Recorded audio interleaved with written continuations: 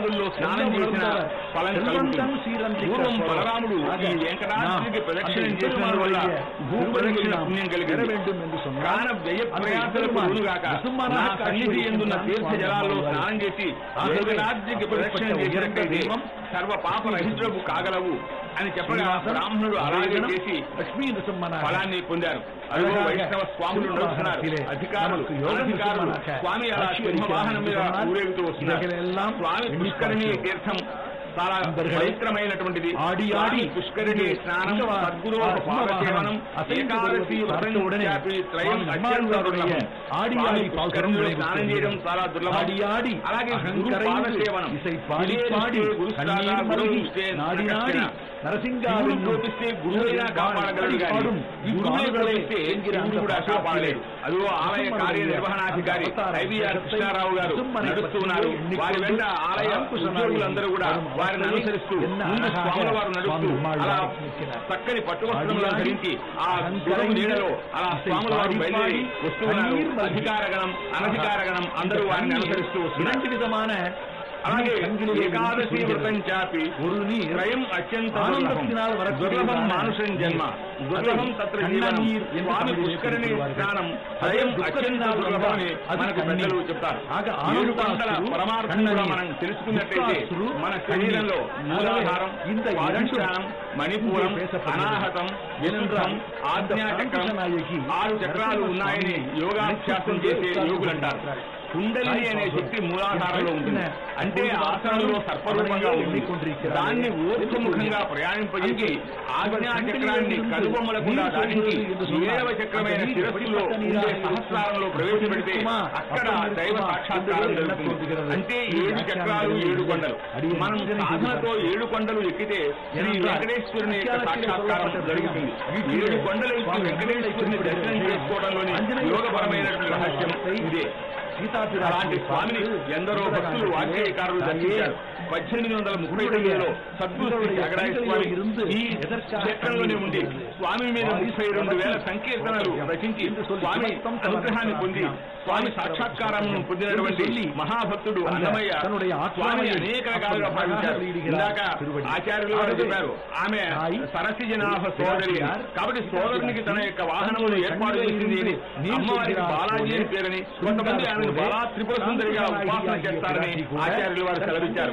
అన్నమయ్య కూడా ఎంత మాత్రము ఎవ్వరు తలకిన అంత మాత్రమే అంతరాంతరంతే నిప్పటి అన్నట్టు కొలుతురు మేము వైష్ణవులు సూర్యుమితో విష్ణుడని పలుకుదురు మేము వేదాంతులు పరబ్రహ్మమునుటు తలతురు మేము శైవులు తగిన భక్తుడు అలరి పొగడుదురు కాపాలికులు ఆదిభైరవులను సరినెందురు శాక్తేయులు శక్తిరూపు నీవను దర్శనములు మేము నానా విధులను తలపుల పాడుగుల భజింతురు.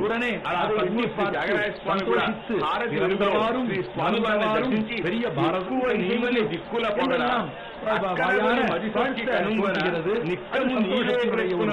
తలుక్కని మెరసే చక్కదనము గల ఆ స్వామి యొక్క కార్యనిర్వహణాధికారి ఐవీఆర్ కృష్ణారావు గారు, తర్వాత వారి బంధువులు, తర్వాత ఆచార్య స్వాములు అందరూ అక్కడ నిలబడి ఆ మానవీయులలో ఊరేగడానికి సింహవాహనం మీద బయలుదేరి వస్తున్నటువంటి ఆ స్వామి సందర్శనం కోసం ఎక్కడ ఎలాంటి అవాంఛనీయమైన సంఘటనలు జరగకుండా అక్కడ రక్షక అలాగే ఇతర అనేక మంది అనేకమైనటువంటి వేషధారణలో ఆనందంగా కోలాటాన్ని జరుపుతూ ఇతరమైనటువంటి విన్యాసాలను ప్రదర్శిస్తూ భగవత్ సేవలో తమ జీవితాన్ని పునీతం చేసుకుంటున్నారు. బ్రహ్మోత్సవ వేళలో భగవంతుని దర్శించడం అనేటువంటి చాలా విశేషమైన పరాశరంగా మనం చెప్పుకుంటూ ఉన్నాం. అలాంటి స్వామి ఈనాడు సింహవాహనం మీద ఊరేగుతూ భక్తులకు దర్శనమిస్తున్నారు. ఆ సింహవాహనాలైనటువంటి స్వామి సింహవాహనం మీద ఊరేగడంలో ఉండేటువంటి ఆ పరమార్థం ఏమిటో కనుక తెలిసినట్లయితే ఈనాడు మనం మృగేంద్ర వాహనారూఢం ఖగేంద్ర ధ్వజశోభితం దేవేంద్ర బృందై సంసేవ్యం రాజచంద్రం నమామ్యహం. సింహవాహనారూఢుడు గరుడధ్వజ శోభితుడు దేవేంద్ర బృందం అందరి చేత సంసేవించబడేవాడు. అలాంటి రాజచంద్రుడైనటువంటి ఆ శ్రీనివాస చంద్రుడికి అలా నమస్కారమని పరమహంసలు యోగులు తురయిరే என்று యోగులు తమపై తాము అதாவது ఆంజనేయన్ అంటే తమ్ము తాము ధ్యానించుకుంటారు. బ్రహ్మపదార్థము కూడా స్వాభావికముగా ఆత్మను ఆత్మగా ధ్యానిస్తూ ఉంటుంది. యోగములకు ఆనందము వెన్నెముక. ఈ వెన్నెముక నుండి ఆనంద శక్తి విద్యుల్లత వలె మెరపీగ వలె ప్రసారం ఉడనే ఆనందము కలిగినట్టయితే యోగము క్షీణిస్తుంది. రామచంద్రమూర్తి తన స్వస్వరూపమైనటువంటి మహావిష్ణురూపమును ధ్యానించారు. శ్రీరంగరే అతని శ్రీకృష్ణుడు అంటే రంగేశుడు సద్గంగాజనకుడు సంగీత సాంప్రదాయకుడు సమయానికి తగు మాట్లాడనే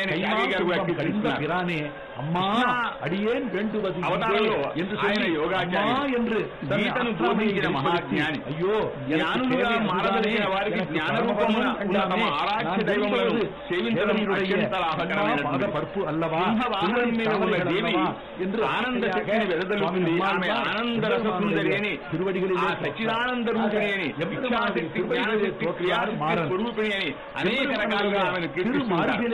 ఆ సింహము మహావిష్ణువే. దానిపై ఎక్కిన నృసింహుడు మహావిష్ణువు.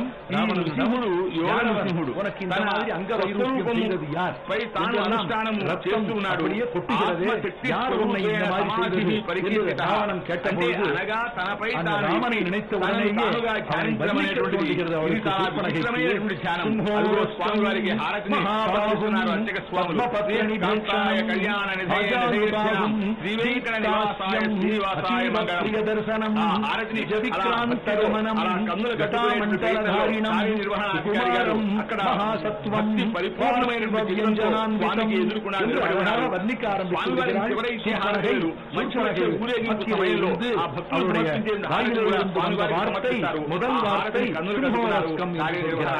సింహం మాదిరి తాను విశాలమైన చిత్రమైనటువంటి ధ్యానం. இந்த திருவாணி ధ్యానము నిరంతరము సత్యాన్వేషణము సత్యాన్వేషణము గావించిన వాడు ప్రహ్లాదుడు. అతనికి గోచరించినటువంటి వాడు యోగ నృసింహుడు. వారు క్రూరమైన రూపము అంత అనుకూలమైన రూపం. ఎంతమంది ప్రార్థించినా హిరణ్యకశిపుని సంహరించిన తర్వాత ఉన్నటువంటి ఆ స్వామి ప్రసన్నుడు కాకపోతే తన భక్తుడైనటువంటి ప్రహ్లాదుడు వెరవ నీ ఆ ఉగ్రమైనటువంటి రూపాన్ని విసర్జించవలసిందని చెప్తే అప్పుడు స్వామి లక్ష్మీ నృసింహుడి ఆ ప్రహ్లాద బాలుడిని అనుగ్రహించారు. అందుకనే శ్రీ నారసింహ మాం పాయి శ్రీరామని కన్యకా రమణ అని అనేక మంది భక్తులు ఆ స్వామిని అనేక రకాలుగా ఆనాడు ప్రహ్లాదునికి గోచరించినటువంటి వాడు యోగ నృసింహుడు. అదే మాధవము క్రోధము అహంకారము మొదలైనటువంటి దుష్టశత్రువులను నశింపజేసిన తర్వాత నృసింహుడు యోగ నృసింహుడైనాడు. విష్ణువు ఇచ్చిన అవతారం